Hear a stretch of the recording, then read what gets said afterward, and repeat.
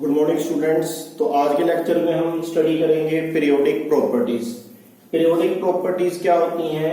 ये वो प्रॉपर्टीज होती हैं जो इलेक्ट्रॉनिक कॉन्फ़िगरेशन के साथ डायरेक्टली और इनडायरेक्टली अटैच्ड होती हैं। Those properties which are directly or indirectly related to the electronic configuration of elements are called periodic properties. As the name suggests, periodic means which repeats itself. They are related with directly or indirectly with electronic configuration, and they also show regular change along the period and down the group. Along the period भी regular change show करती हैं और down the group भी क्या करती हैं? Regular change show करती हैं। तो some important periodic properties which we are discussing in this chapter are atomic size, which is also called atomic radius. Next is metallic character, next is non metallic character. Obviously metallic and non metallic character both are opposite to each other. Next is ionisation energy, next is electron affinity. Nowadays electron affinity is called electron gain enthalpy or electron gain energy, and last one is electronegativity. We will discuss all these properties one by one. First of all, we will discuss about atomic radius.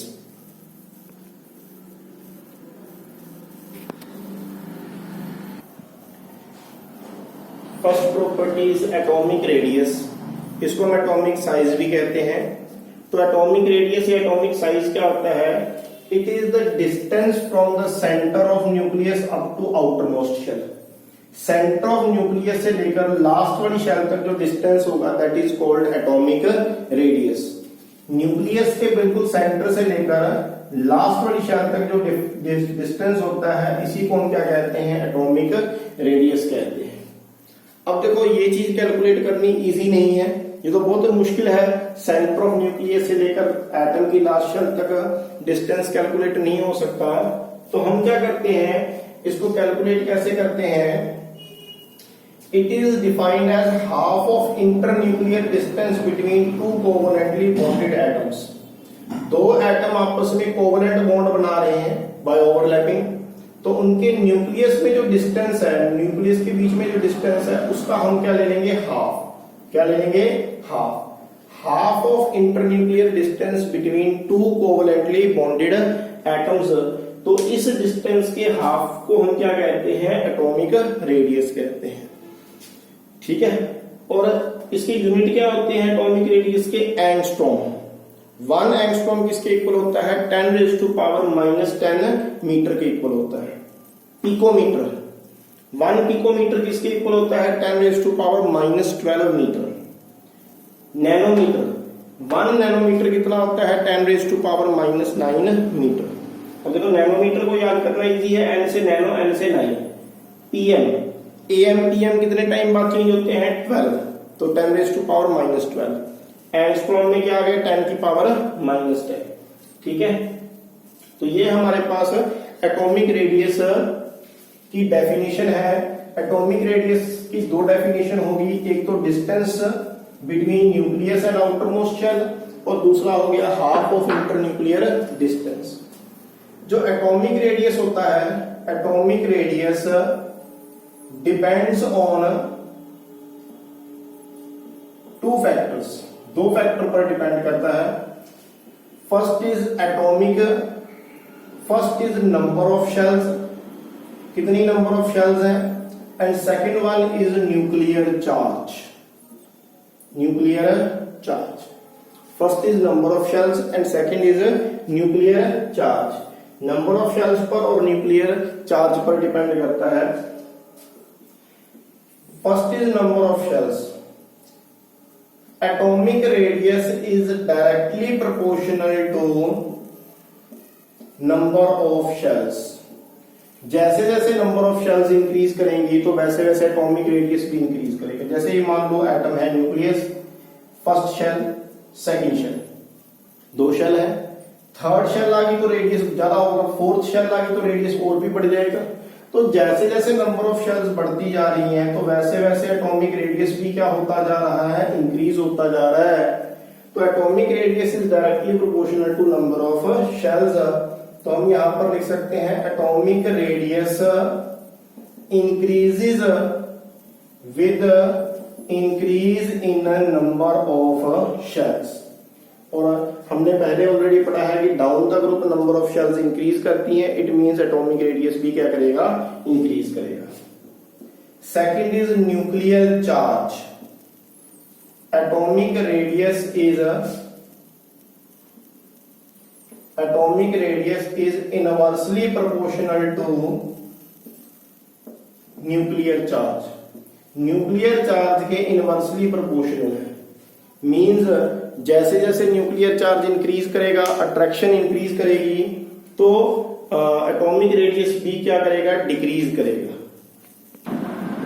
As nuclear charge increases, attraction between nucleus and outermost electron will also increase. तो जैसे जैसे nuclear charge increase होगा तो attraction भी increase होगी। अगर attraction increase होगी, nucleus electron को ज्यादा अट्रैक्ट करेगा, तो एटॉमिक रेडियस क्या कर जाएगा, डिक्रीज कर जाएगा। With increase in nuclear charge, force of attraction between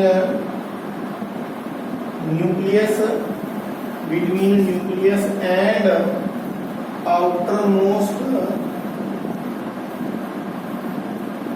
electron increases।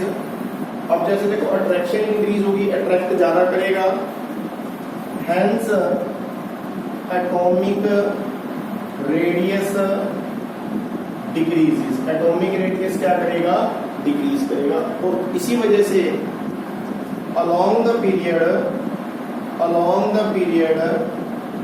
From left to right nuclear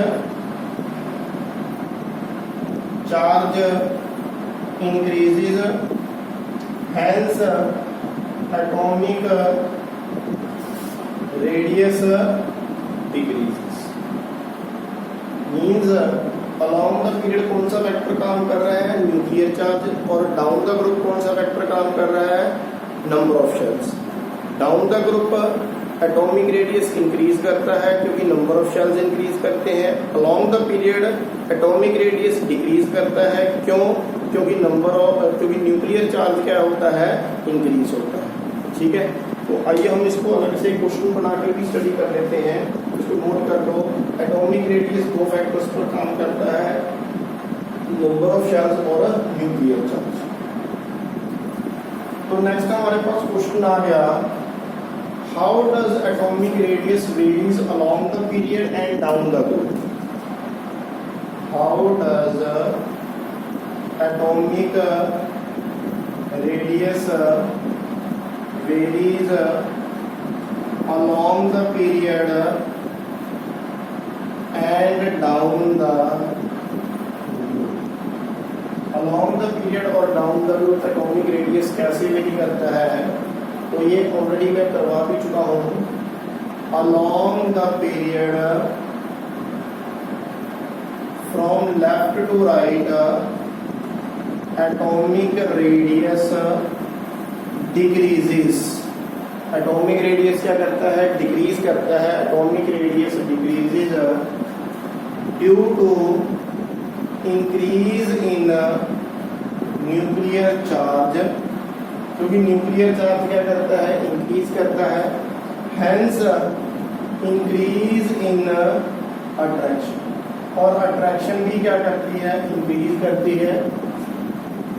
but number of shells remains same. ये मैंने पहले ही बताया था कि along the period number of shells क्या रहती हैं, सेम, और जिस पीरियड का एलिमेंट होगा उतनी उसके अंदर शेल होगी।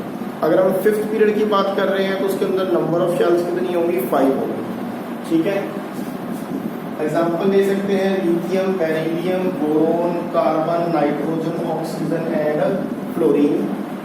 अगर हम इनके एटॉमिक नंबर की बात करते हैं तो एटॉमिक नंबर 3, 4, 5, 6, 7, 8 और 9 होंगे। इलेक्ट्रॉनिक कॉन्फ़िगरेशन की बात करते हैं 2, 1, 2, 2, 2, 3, 2, 4, 2, 5, 2, 6 और 2, 7। जितना एटॉमिक नंबर होता है, atomic number is equal to number of proton, और जितने नंबर ऑफ प्रोटॉन होते हैं वही हमारा क्या होता है, न्यूक्लियर चार्ज होता है।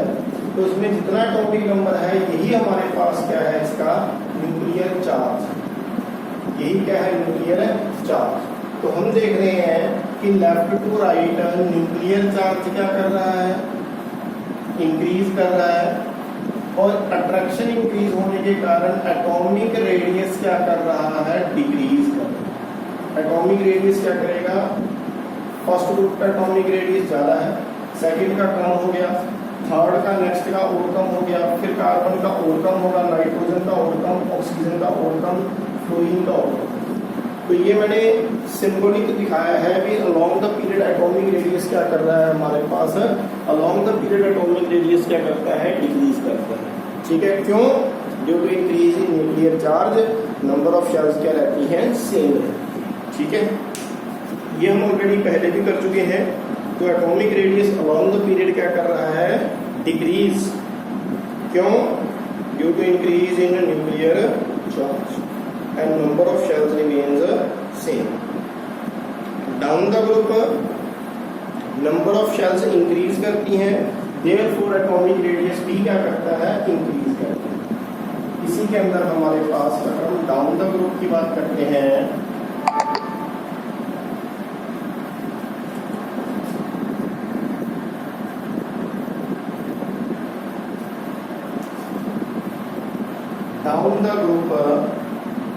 Down the group atomic radius increases. Atomic radius क्या करता है, इंक्रीज करता है ड्यू टू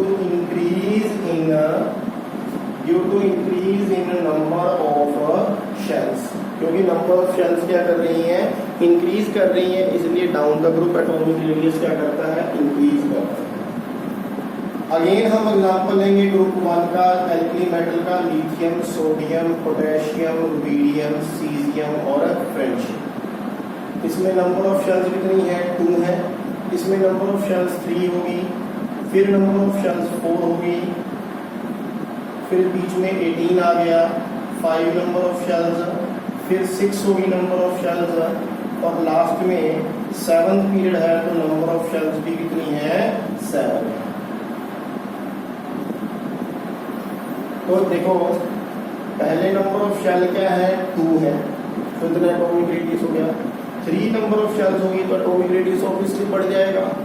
एटॉमिक 4 होगी तो और भी बढ़ जाएगा, 5 होगी एटॉमिक रेडियस और भी बढ़ जाएगा, 6 में और भी बढ़ जाएगा, और 7 में एटॉमिक रेडियस और भी बढ़ जाएगा। जैसे जैसे नंबर ऑफ शेल्स बढ़ती जा रही हैं वैसे वैसे एटॉमिक रेडियस भी क्या होता जा रहा है, इंक्रीज होता जा रहा है।